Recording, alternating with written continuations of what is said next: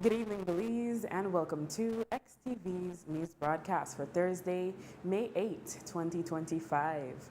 Making the headlines tonight, PM tells unions that JOB is committed to working with them.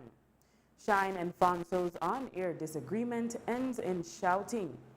Panton says Barrow has no say in the UDP and will Sugar City become an official city soon. We take our first break and return with the news in detail.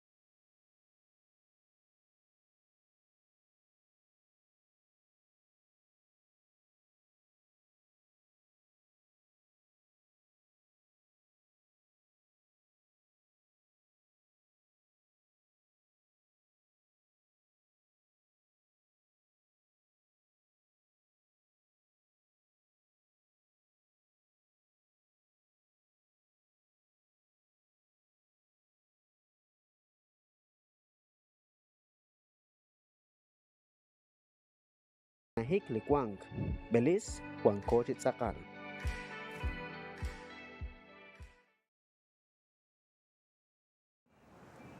Welcome back with your news. I am Drea Espinosa. A letter has emerged that was sent on Wednesday to union leaders from the Prime Minister, Honorable John Bresenio, responding to concerns they had previously raised. In the letter, the PM assured the leaders that, quote, I have advised Cabinet that the Deputy Prime Minister, Cordell Hyde, along with Ministers Francis Fonseca, Oscar Requena, Henry Charles Usher, and Minister of State Chris Coyi, will represent Cabinet in discussions with you to seek solutions to the issues you raised in your letter. This also includes the recommendations coming out of the standing committees with respect to revenue enhancement, cost-saving measures, and pension reform. They will then report back to me and the Cabinet so that decisions can be taken as required and necessary. Please be assured that your government is fully committed to this process and to working with you as meaningful partners in the development of our nation, end quote. Moses Shine Barrow today appeared on the UDP's morning show, Fusting the Morning. However, he eventually got into an argument with one of the hosts, Alfonso Fonsonoble, over the matter of the party's leadership and direction. We take a look at part of the exchange. And enough is enough. So now, all right, be prancing around purporting to be I am the leader of the party. I am the leader of the UDP. I was duly elected, and until the next national convention, I remain the leader. You are not a member of the Central Executive. You are not a member of the NPC. I am a member of the United Democratic Party, and as such, as a delegate, because you're not even a member in the constituency. Very much the same way that you don't live on that place there. I have light bill and water bill. Not make a good direction. But why are we going? Because this is enough. So, but you enough are not the owner of the UDP. Neither are you, sir. And you have neither are you, sir. Party official status. We understand that following the outbursts on live television and radio, the show has been suspended. The leader of the opposition, Honorable Tracy Panton, today told the media that following Justice Tawanda Hondora's ruling on Wednesday, the United Democratic Party must now decide on the way forward. However, she said that this will need to occur based on the results of the general elections. Honorable Panton said that according to the party's constitution, a person is unable to become leader of the party without being a member of the House of Representatives. She added that they knew from back in October that they would need to hold a leadership convention following the elections, since what was decided at the convention back in October 20, which has been ruled invalid, was only an interim decision. It leaves the party having to make a determination on a way forward, not post-October 20th though, post-March the 12th. And we all know how March the 12th played out. The former party leader of the United Democratic Party lost his seat. And what the constitution of this party dictates is if you lose your seat, you cannot serve in the capacity of party leader. You cannot serve in the capacity of leader of the opposition in the National Assembly. And you certainly can't be deemed the area representative duly elected of the Mesopotamia division. We knew from October 20th that following the general elections, we would have to have a convention, a leadership convention, to establish the executive leadership team moving forward. We had, our vote at the convention was for an interim arrangement because the situation had gotten so untenable within the party that something had to be done. And we took that action. Clearly, we missed some procedural steps. And so we are now back at the drawing board as it relates to convening a legal NPC, and we petitioned for that NPC 2 weeks ago. I have had conversations with the vice chairman status quo ante, and I have also had conversations with our deputy party leader, Hugo Pat, and we have a legally signed petition from members of the National Party Council requesting in the shortest amount of time for an NPC to be convened so we can set a date for a leadership convention moving forward. Panton said that despite what Barrow might think, he has no say in how the party proceeds. You know, I don't want to be unkind to the former party leader. In fact, I have a great deal of empathy for him because what I saw on display this morning is indicative of why the delegates of this party and the standard bearers and caretakers of this party felt compelled to convene a national convention on October the 20th. As I said before, and I will say again, the situation was completely untenable. We made a misstep. We recognize the decision of the judge and we will respect it. But we will move this party forward. And regrettably, or maybe not regrettably, the former party leader has no say in how we proceed. He lost his seat in Mesopotamia. He has resigned from the party as the party leader, and he is unable to assume any decision making on behalf of the party in whatever capacity he believes delusionally he still maintains. In his ruling on Wednesday, Justice Tawanda Hondoura did indicate that Honorable Tracy Panton's expulsion from the United Democratic Party was invalid. However, Justice Hondoura did not address the matter of her membership. Today, Honorable Panton affirmed that she is indeed a member of the UDP. If it was not valid, I was not expelled, I was not constructively resigned, I am a member of the party, I ran under the UDP umbrella, I won under the UDP umbrella, I have been appointed as leader of the opposition under UDP umbrella, I think you have the answer. It is not for any court to step within a membership organization, a political organization, and tell the membership how it ought to conduct its affairs. And I think he also made that very explicitly clear in his judgment. The October 20 National Convention has been ruled invalid by Justice Tawanda Hondoura, which seems to mean that the decision taken then to name Honorable Tracy Panton as the interim party leader is also invalid.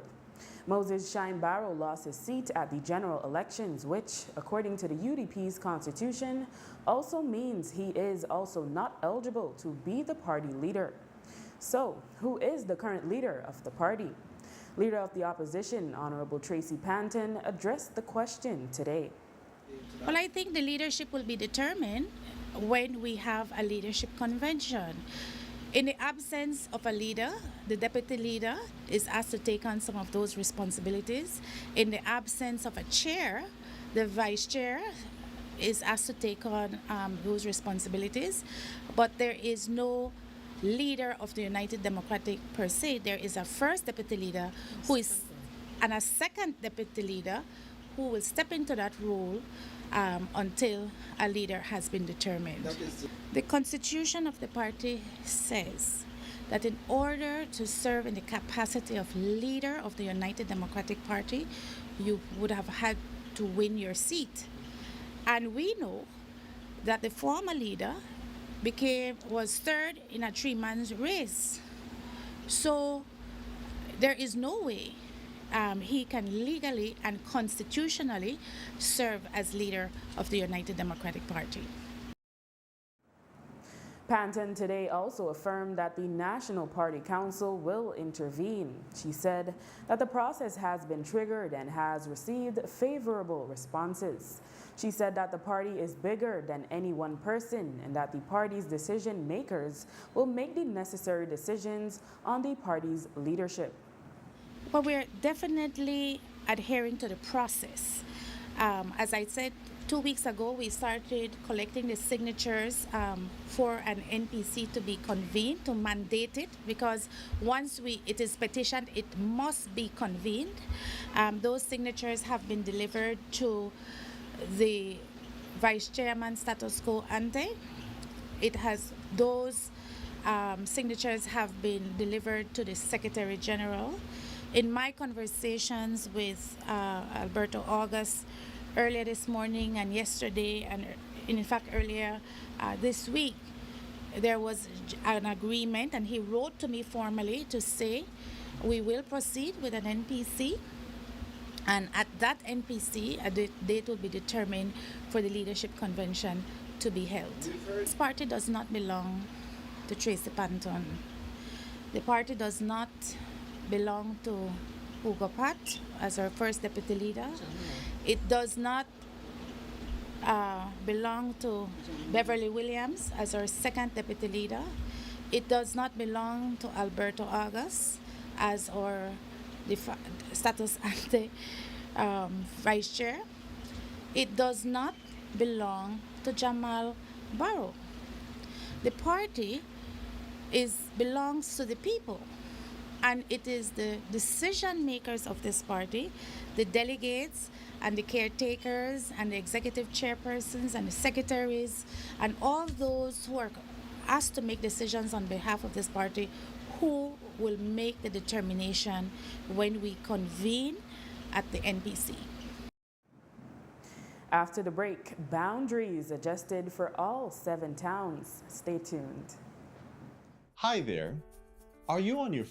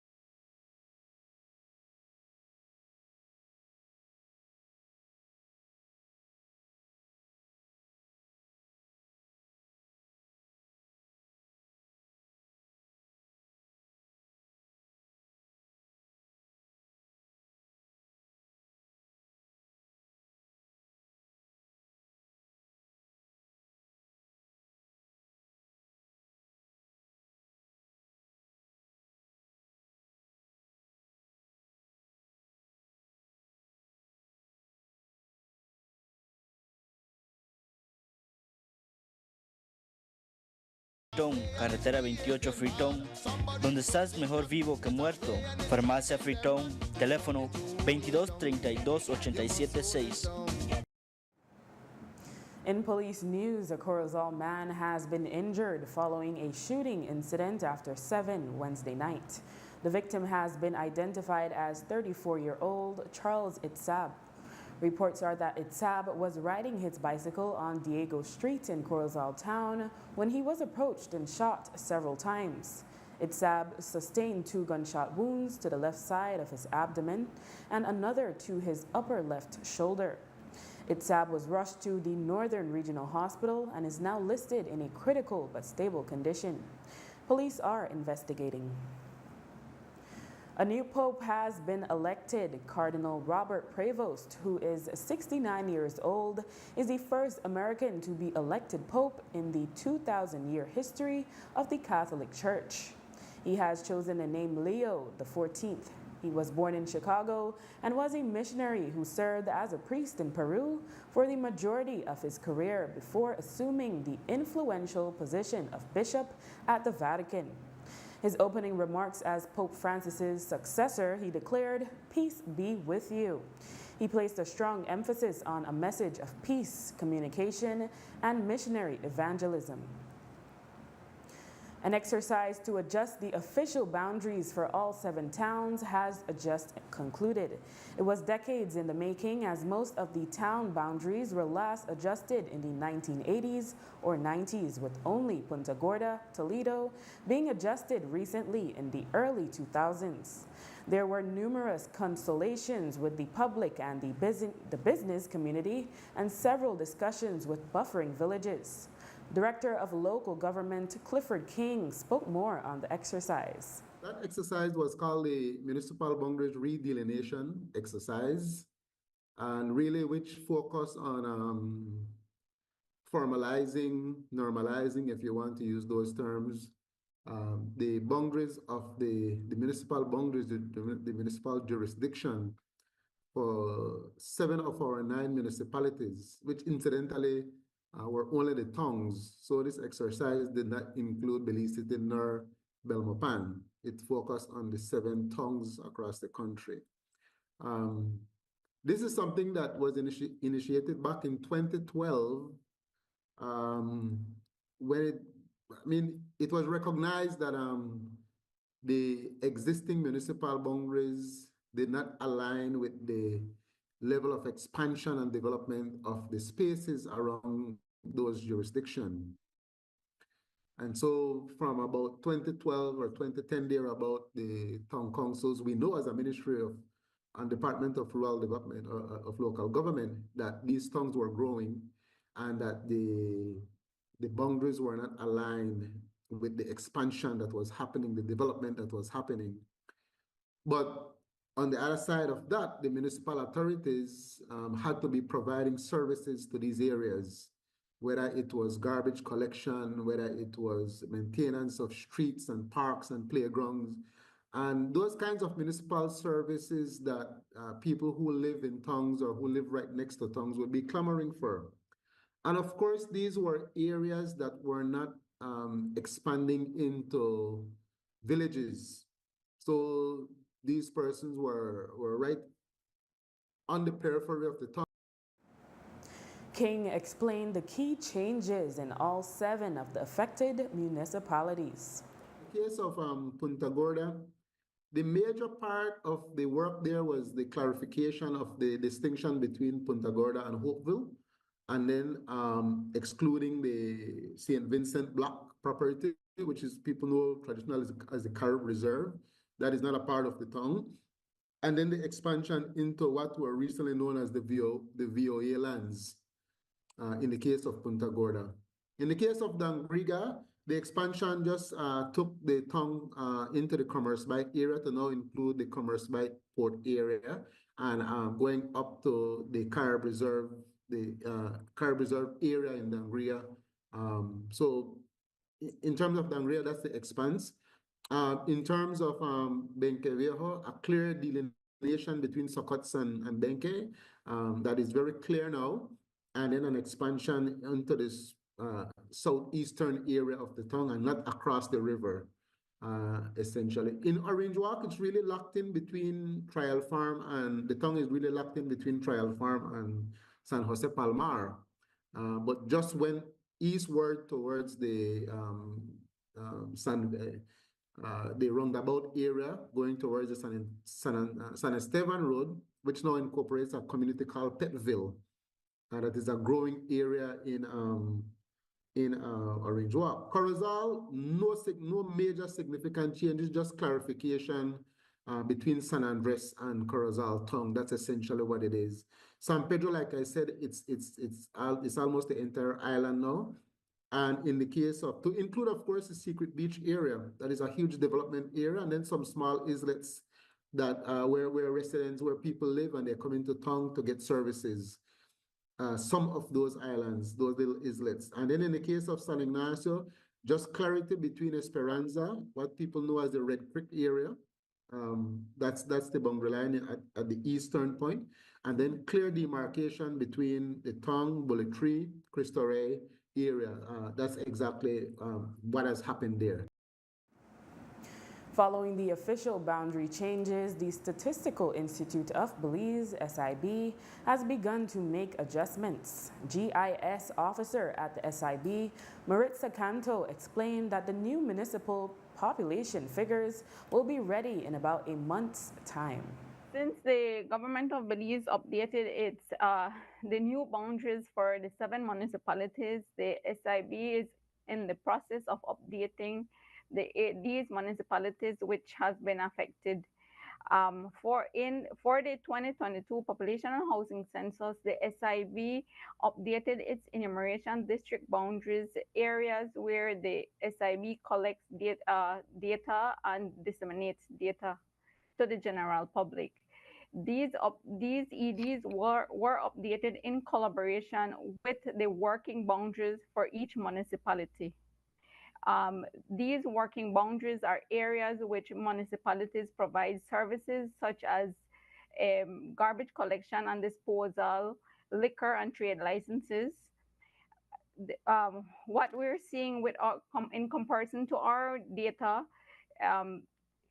Ambargo's Key has no change in its boundary with the new in comparison to the new one.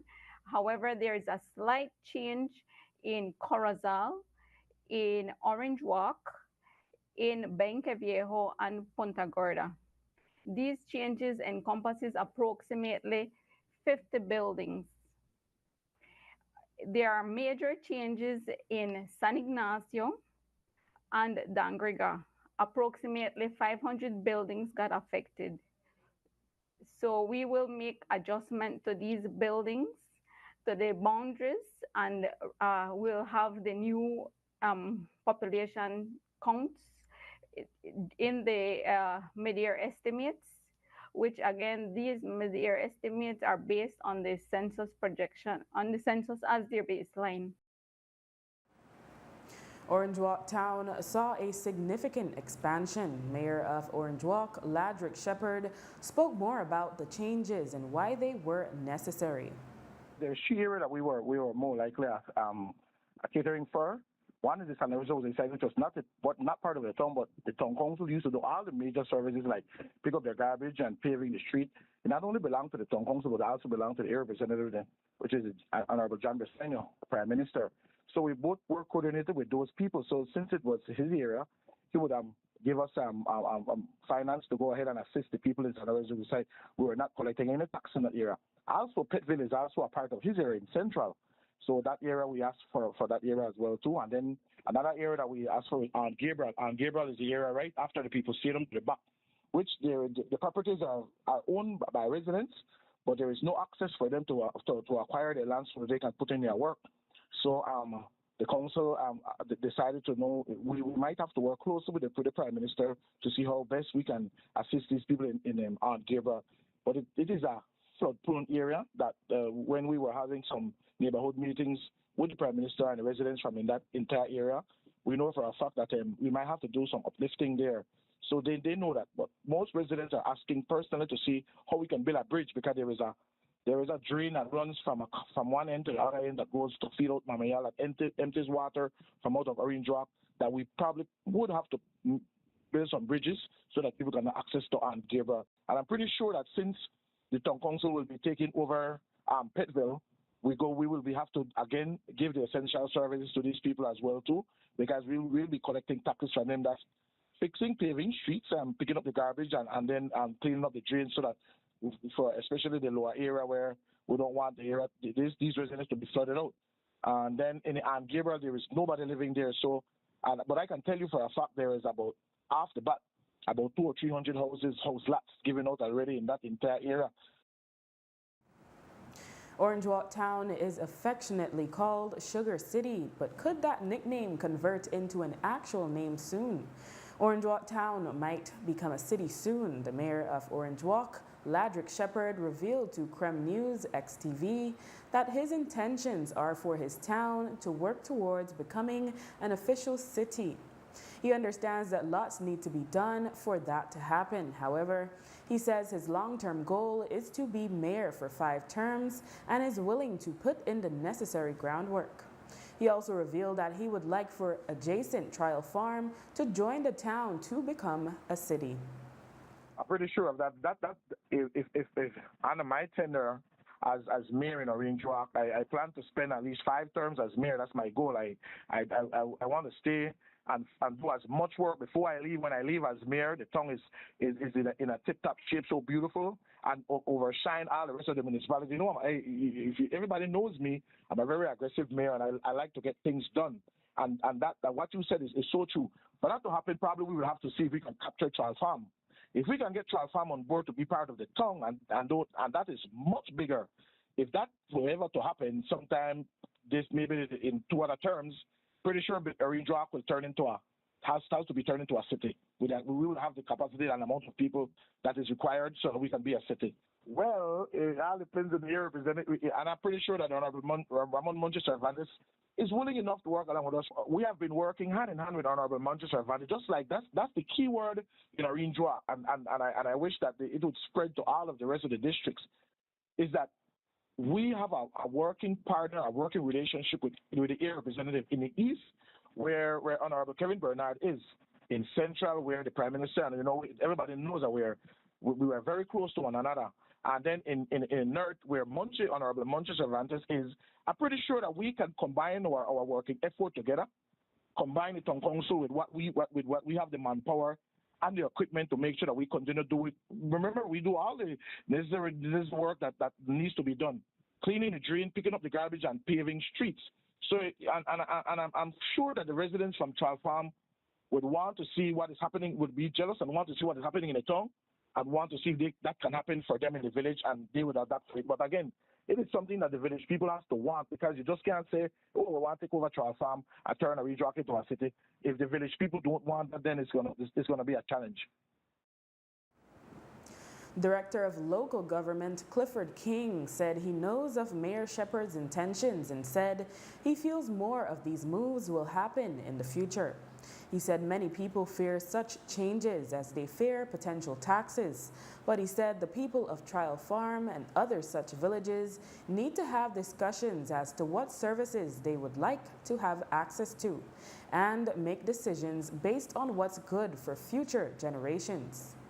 We have been privy to some of those discussions that Orange Walk Town Council has envisioned.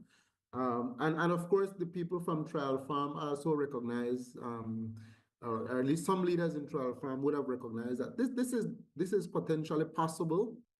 In my mind, I think these kinds of consolidation will eventually happen. But it is really going to take bold and visionary leadership. It will take convincing true leadership, people on the ground, that this is in the best interest. I'll give you an example. In the case of Trial Farm, Bea Vista, Independence, which other one? There are about 4 or 5 villages that are ranked within the top 20 communities in terms of population size in Belize. And Ladeville and Lords Bank, one of the other areas. And when these are villages, but in many instances, these are not rural spaces. This is the kind of discussions that we need to have with our people about what is it that we really want for our spaces and what is the best way to get there. And so it's a discussion that we need to have. It's a discussion that some people are not very comfortable having because, again, of this negative connotation about taxation.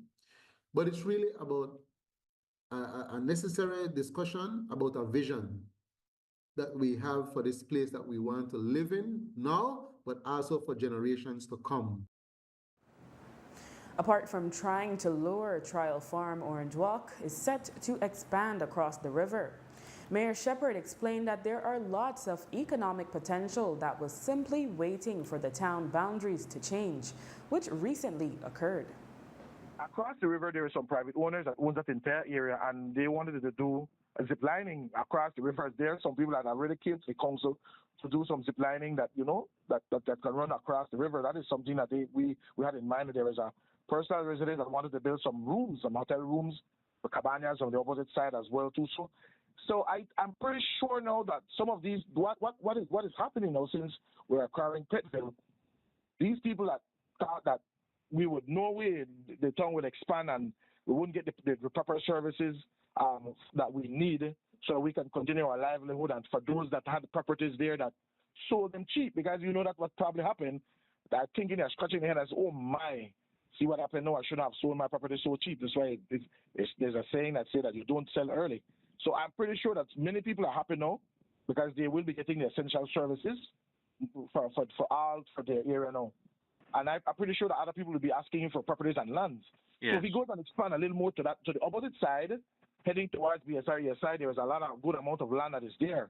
If he goes to that opposite side and the area is properly fixed, good, high enough, I think we will probably need another bridge or something down the stretch for that entire area. It doesn't make any sense if you have to travel all the way from Tong to go to San Esteban to go to another route. You probably have to take the opposite side and go to ESR BSI, and then that road to take and go to that end. So it is something that we have to probably discuss, and since the Tong Council is requiring it, it will probably be something from the representative and the Tong Council to decide exactly what's going to be the plan and see how we can get the money to probably build a bridge or something over that end, yes.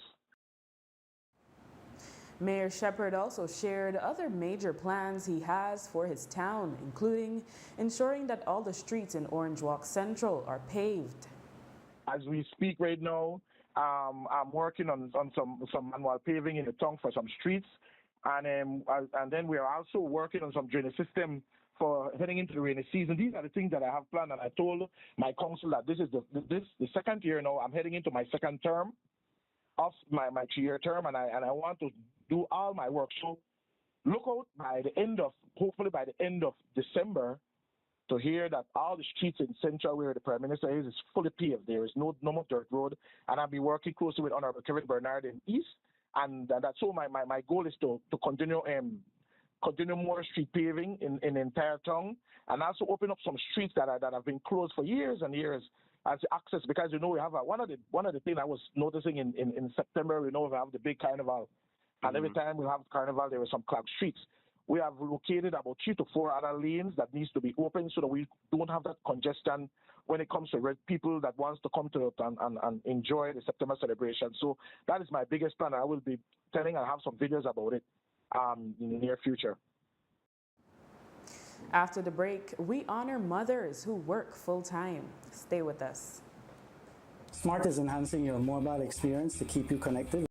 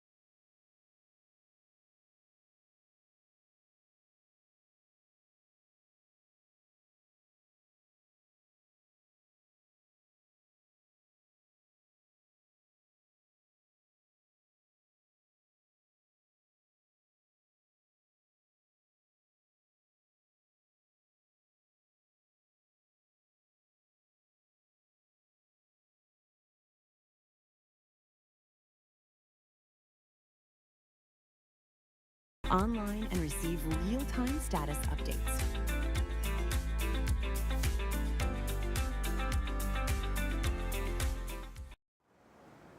There are quite a few students, especially in the lower levels, who are not reading at the level that is expected of them. Assistant librarian at the San Ignacio Public Library, Teresita Ulloa, said that she noticed the change since the pandemic. She said she feels being away from school for a significant period of time may have affected children. She said the library has a program that can assist children with reading. She encouraged parents to sign up for their kids for the program and to accompany them to the library as well. A lot of them got affected by that, and they stayed backward in terms of their reading level. So that is one of the gaps that we try to fill. And at the moment, we have a program that we call the reading intervention. For children that are not to par with their level in terms of reading. So we try to encourage the parents also, because it's a very easy program to learn. If your child can't read, he won't be able to do a lot of things. So that is something that we try to encourage the parents to check out the books with the child, check which books they are taking out, do activities with your children. When there's things happening at the library, come with your child, not just send them, you do it with them too. And that will also make the child see that their parents are willing to do things with them, and they love that.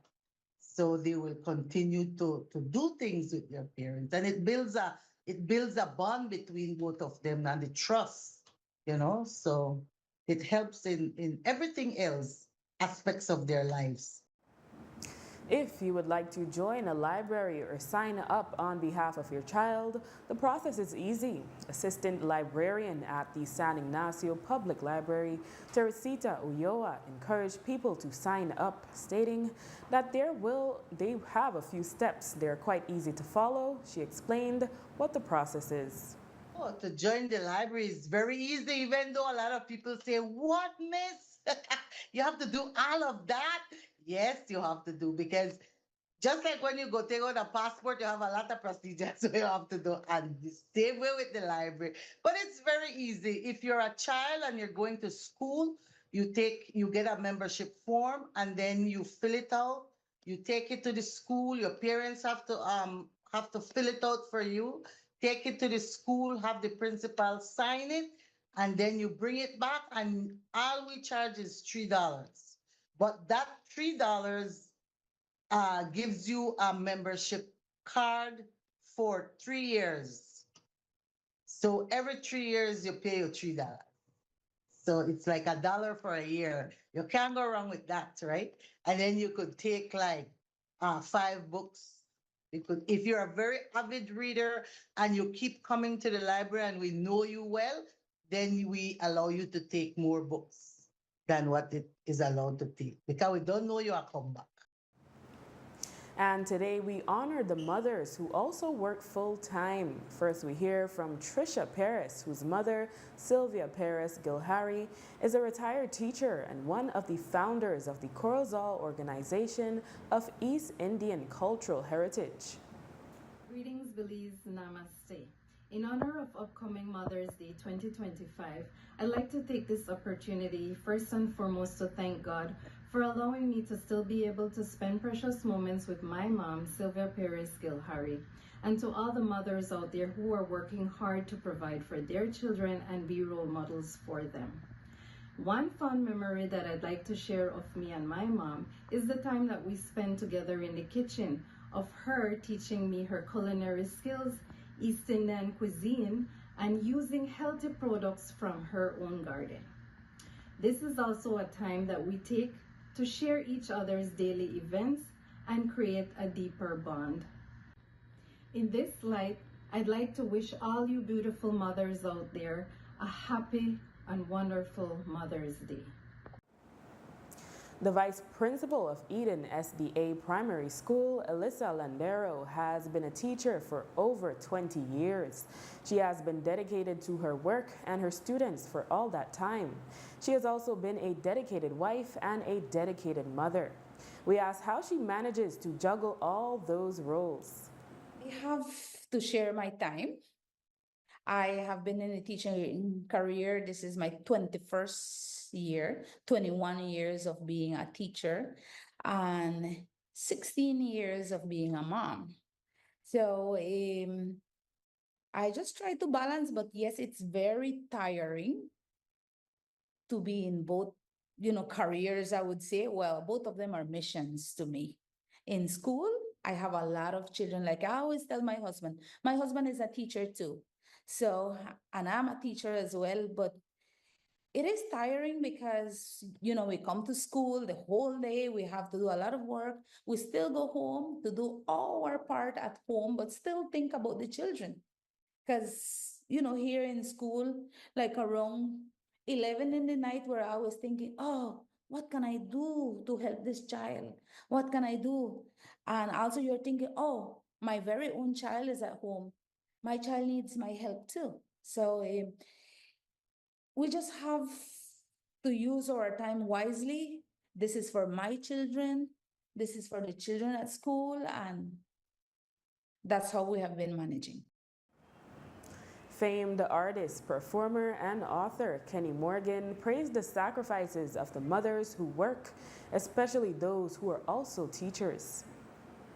Let the women, the mothers, the teachers know that they are appreciated and loved. The work that they do for many, many decades, they have not gotten the appreciation, they have not gotten the respect, and most importantly, they have not gotten the compensation that they deserve for the hours that they put in, and not just hours in sense of time, but also what they lose from themselves in having to work on imparting this knowledge to the future generations. So I believe that it is imperative that we as a society drive home to the women, the mothers, the teachers, the important role that they are playing in developing the families and by extension the society that is Belize. Their job is one that never ends. As a teacher, you leave home and you leave the school and then you go home and you become a mother.